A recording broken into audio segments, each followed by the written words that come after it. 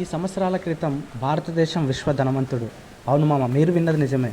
ఆ కాలంలో భారత ఉపఖండం ప్రపంచంలోనే అతిపెద్ద ఆర్థిక శక్తి.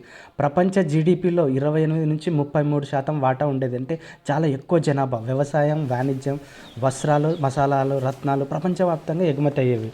చాలామంది గ్రామాల్లోనే ఉండేవారు.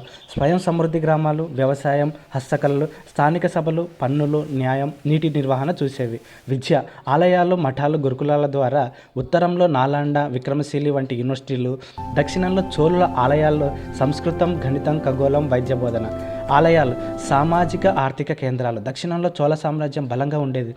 బృహదీశ్వర ఆలయం ప్రపంచంలోనే అతిపెద్ద గ్రానైట్ ఆలయం ఇది. ఆలయాలు బ్యాంకుల్లా, విద్యా కేంద్రాల్లా, ఆసుపత్రుల్లా పనిచేసేవి. మొత్తంగా రాజ్యాల విభజన ఉన్న సాంస్కృతికంగా, ఆర్థికంగా గోల్డెన్ ఏజ్ లాంటి కాలం. చోళుల సముద్ర వాణిజ్యం, ఆలయ నిర్మాణాలు, స్థానిక పరిపాలన బాగా అభివృద్ధి చెందాయి. అప్పటి భారతదేశం నిజంగా ప్రపంచంలోనే అత్యంత ధనవంతమైన దేశాల్లో ఒకటి.